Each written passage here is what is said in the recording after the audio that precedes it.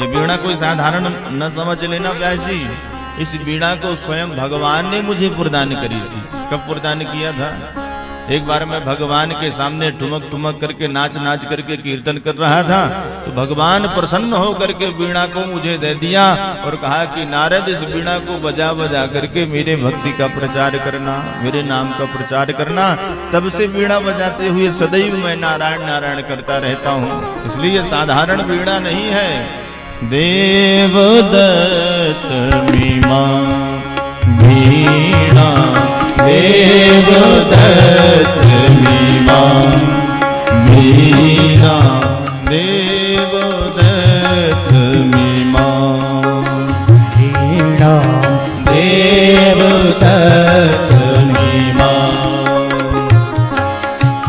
स्वर ब्रह्म विभूषिता, स्वर ब्रह्म विभूषिता, देवदत्त मीमा वीणा, देवदत्त मीमा। मूर्छयित्वा हरि कथा, मूर्छयित्वा हरि कथा, गायमानस चराम्यहम्, गायमानस चराम्यहम्, देवदत्त मीमा वीणा, देवदत्त मीमा वीणा, देवदत्त मीमा।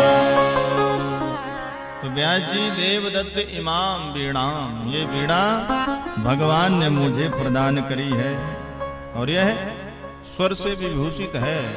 स्वर ब्रह्म विभूषिता। स्वर किसे कहा जाता है?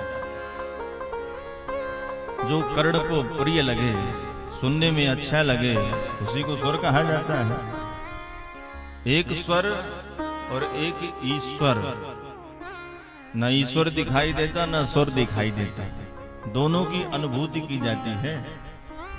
ईश्वर भी प्रत्यक्ष रूप से कहां किसी को दिखाई दे रहा भाई, उसी प्रकार स्वर भी दिखाई नहीं देता। स्वर की भी अनुभूति की जाती है। और जब राग रागनियों से बढ़िया कोई सुसज्जित होकर के मधुर कंठ से जब गाता है तो पूरी तरह से स्वर का आनंद प्राप्त हो जाता है। उसी प्रकार भगवान की भी अनुभूति हो जाती है। तो स्वर और ईश्वर दोनों एक ही है सज्जनों। बड़े बड़े गंधर्व गुणीजन संगीत के माध्यम से परमात्मा तत्व को प्राप्त करते हैं। जैसे तप तपस्या करके भगवान को प्राप्त किया जाता है, वैसे संगीत की साधना से भी भगवान प्राप्ति हो जाती है। तो नारद जी कहते हैं कि ये जो वीणा है स्वर ब्रह्म विभूषिताम है।